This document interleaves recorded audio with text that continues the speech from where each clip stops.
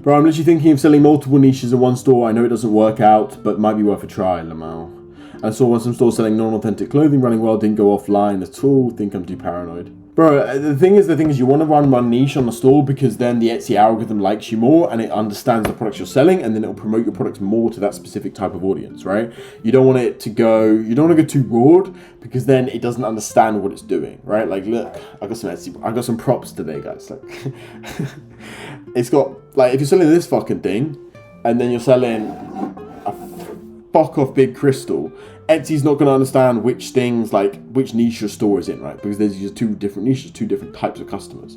So you don't really want to do that. I mean, it does work. Don't get me wrong. There are some big stores that do this. But if you look at the top 100 stores, the far majority sit within one specific niche. Yeah? Make sense? How to find good wholesalers for dropshipping, thinking that this is the hardest task. For one thing, I'm going to say, guys, don't worry about all these potential problems in the long term. Don't worry about taxes. Don't worry about company setup. All these problems can be solved because you think about it. I've done it. I'm not special in any way, shape, or form. I don't have a fucking 200 IQ or whatever fucking good IQ. I don't even know that shit, right? I got 5 GCSEs for you US guys.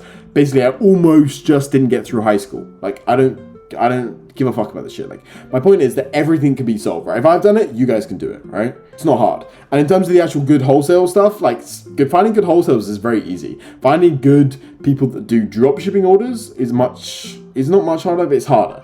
But good wholesalers is not very difficult because you just bounce them off each other, check their reviews, get referrals. That's very simple. How many hours per day do you usually work? To be honest, it fluctuates a lot. Right now, I'm not working that much because I'm more focusing on kind of building the longer term relationships with some big guys, some big influencers, some big investors. And that's the route I'm more focusing on right now. Whereas, like, a lot of the day-to-day tasks for Etsy, like for my Etsy stores, even for my Shopify stores, like, I just outsourced. I have employees. So I have a team that do a lot of stuff for me, like product research, adding listings, doing the back-end stuff, like doing the financing stuff, doing the taxes stuff. Obviously, I have teams to do all of this shit for me. So a lot of the day-to-day shit I don't do. So I do higher level stuff. So I manage staff members. I do work a little bit in the business. If I'm like saying over the past week how much I've worked, because I'm in LA right now, I was in Miami a couple of days ago as well, then I would say it's been like maybe 3-4 hours a day. Generally speaking, is August a slow month? When I was doing some research, it seemed to be the case. Yeah, so summer's typically a slow month for a lot of different businesses. Obviously, if you have a business that's selling summer dresses, I mean, even August is a little bit late for that kind of stuff. But if you have a business selling ice cream, it's a hot day. Shit, you can do well, right? But typically August is a slow month purely because people are out of the house. People are on their holidays. So if you're in the UK, a lot of people are in Europe, right? They're not at home, so they're not ordering stuff because they don't want stuff to not come when they're like, you know what I mean, right? Like, you don't want to order something when you're on holiday and wait for it to come back. You want that instant gratification. You want it to come 2 days time. So mix that with people are spending on stuff on experiences. So people are spending stuff on going to Italy or going to fucking mini golf. So you don't want to, like, it's typically for e-commerce, it's a slow month, yeah. It depends on the niche, but typically it's one of the slowest months. Summer is typically very slow. But then September's a good month. Well, September's better. October's very strong on Etsy. November, December is very strong as well. As far as I know, you recommended jewelry and women's clothing for Etsy dropshipping. You're teaching this to thousands of people. Aren't you creating competition for the people who subscribe to you? Not really. I mean, in terms of Etsy Kings, so inside of Etsy Kings, which is my private course, program, whatever, we talk about different niches, right? We talk about things that I have never mentioned publicly. There's literally a bunch of niches in there right now, like 10 niches that I've never talked about publicly. And also to those guys, I give extra niches if they DM me and they're like, oh, this didn't work. Can you give me some extra help? So obviously give them extra niches that I never talk about publicly. And in regards to jewelry and also the clothing side of things, these are massive niches. So how many people are on this live stream right now? If you really think about it, because Levon, I want to break this down because a lot of people don't understand how few people actually take action when 1,000 people view it, okay? There's 22 people watching this stream right now, right? It's one of my lowest streams. I normally get a lot more people than this, but 24 people watching this right now. Most of the people in general just don't take action. They give up, right? Most people just do something, or a little bit, it doesn't work crazy well, and they give up. Or maybe it works a little bit well, and they get addicted to it, and then they think they're sick, and then they go do something else, and it doesn't work. So most people actually don't take action, for one. But then also the second point, which is the more important point, to be honest, it's massive. Like, these niches are massive. You forget there's millions and millions and millions and millions and millions of products on the Etsy platform. So me personally, I've seen an uptick in the entire platform. Basically, if everything's done correctly, and the competition is not a problem, basically. Competition is not a problem. Like, there's literally millions of people, and majority of people don't take action. That's what I want you to think about. That's what I want you to think about. And obviously within my program, again, as I say, like, the people that actually take serious action, the people that are actually on it, are in Etsy Kings, right? There's 400 members now, 430 something members, and those people actually take action, but those are spread out across loads of different niches. Craig, should I keep adding a product today on my Etsy store? Yes, 100%, bro. Always keep adding. Don't add just complete shit for the sake of adding. If you have nothing and it's actually, just keep adding. It's not fucking hard. Just stay consistent.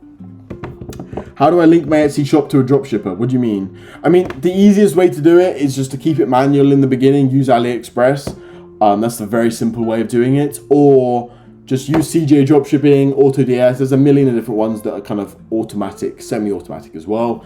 Then you can do more complicated stuff as you go a bit further down the road. What's the maximum listings a store should have? So I used to say like 100, 150, but now I've changed my mind. Just the market really changed, to be honest. So like about a year ago, I'd say like 100, 150. But now I'd say there's no real limits. You can have a good few hundred, but I would really focus on having quality. Like, you don't want 500 and being like, my stores that do 30 to 50k rev a month, which I got a fair few of them, right? They do 30 to 50 a month revenue. They have anywhere from, on average, I would say, I actually should figure out, the average is like 150 products. So some stores have 5, 10, some stores have 300. Varies a bit, but the average is probably 150. If you had to give a percentage, of all the stores you have had to be banned to stores you have opened, what would it be? Bro, suspensions aren't really part of the game at the top. I would say, like, if you have the correct methods, suspensions aren't really a part of the game, G. Like, dropshipping versus copywriting. Bro, copywriting's the same as, like, doing sales. It's the same as doing a bunch of different things. Realistically, copywriting, you're always going to be starting as basically self-employed, whereas dropshipping, you can always almost outsource immediately.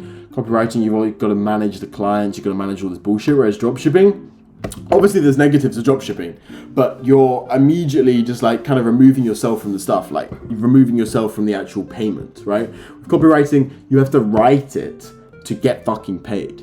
Whereas dropshipping, you build the store, you build it, then people come to you. Like, I get sales while I sleep. Like, I literally make money while I sleep because I built the systems. Like, even now, I don't work that much, right? I'm not working that much. I've been kind of chilling not chilling, but I've been doing, sounds gay, but I've been doing like higher kind of whatever, like deep work, I suppose. Like, I've been doing a few hours of like just pure focus work, banging through any problems, banging through any tasks that I need to do. And then a lot of my day is just spending trying to network with these cool fucking people, right? Do I keep the same format for descriptions across all products in one store? I would, yes. Just find a good format that works well for you and then keep that format across all of your stores. Would you say that personalized product description is more likely to attract customers than a professional product description explicitly about the product? Yeah, obviously a personalized one that's about the, what do you mean? A personalized product description versus a professional product description.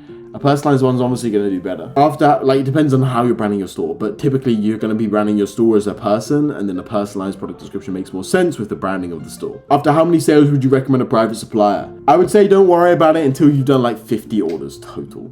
Like, really don't worry about it until then. You can do it way further down, to be honest. It doesn't matter too much. So I had to store someone, but he's lazy. I don't think he's going to work out. Should I give him 5% so I keep the store? What is it? Store's in his name? I mean, yeah, if you can't, yeah, bro, yeah. Yeah, if he's lazy, just be like, yo, G, like, I want to work really hard. Just frame it well. If you frame it correctly, yeah, like, give him 5%. Is CJ better than Ali? They're AliExpress for product research, CJ for actually fulfillment. Had my first 100-day revenue yesterday, started an EK 1 month ago today. Hey, that's good, bro. That's good. Make sure you have multiple stores, Sam. Multiple stores. You always want to have multiple stores up and running. Craig, yeah, got suspended on one of my stores for apparently having some images as another store. How can I get rid of that? I mean, you can appeal the suspension. You can DM me about this. I think you're DMing. I'm starting my Shopify store. Do you have any tips? I would say don't fucking do Shopify. Do Etsy.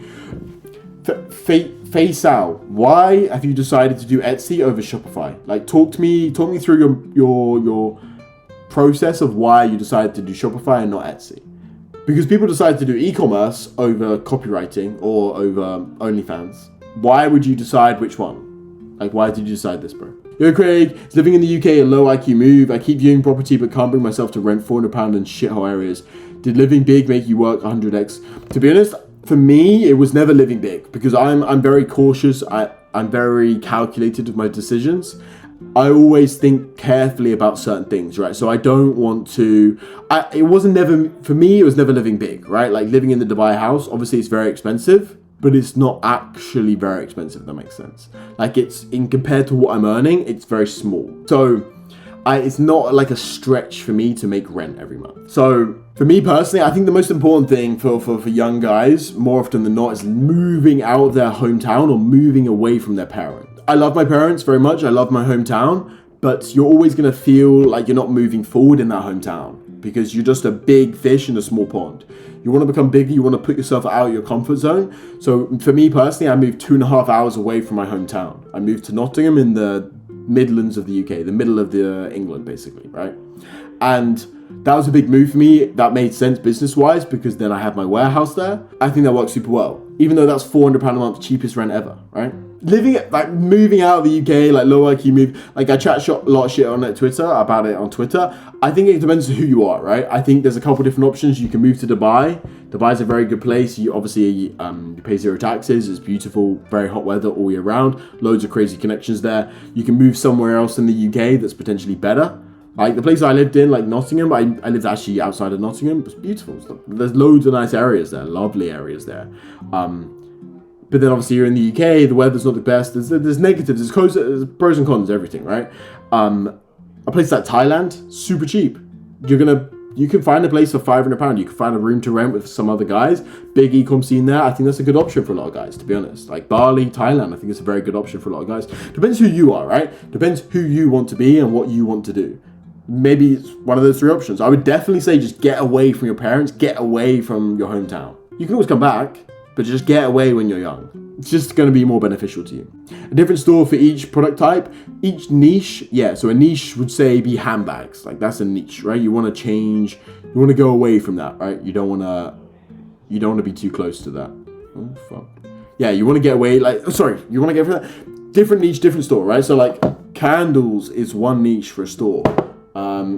Crystals is a niche for a store. I don't know what the fuck this is, but golden ornaments is a niche for a store. So that'd be 3 stores right there. Make sense? Yeah, G, got 2 ads running and 2 more getting warmed up right now.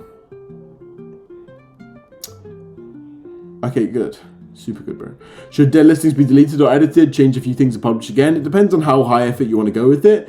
Maybe edited and change a few things and put it back up again. Working on getting out of hometown. Good, bro. Craig, do you think I should start Q4 like it's going to die later, but I should still do it? Craig, do you think I should start a store for Q4 like it's going to die later? What do you mean die later? What do you mean? No worries, radio. Top 3 niches for a beginner. Just do jewelry, G. Great. I'm in full-time uni. How far could I take my Etsy store if I only could do 20 hours a week max? 2 to 3 hours a day. 2 to 3 hours a day is a fucking lot of time, G. Bro, you could very easily, like, if you're following the correct methods, you could very easily get to, bro, 10K, you'll have a 10K profit month by the end of the year. If you start now and put that 3 hours focused time into it, you'll get there.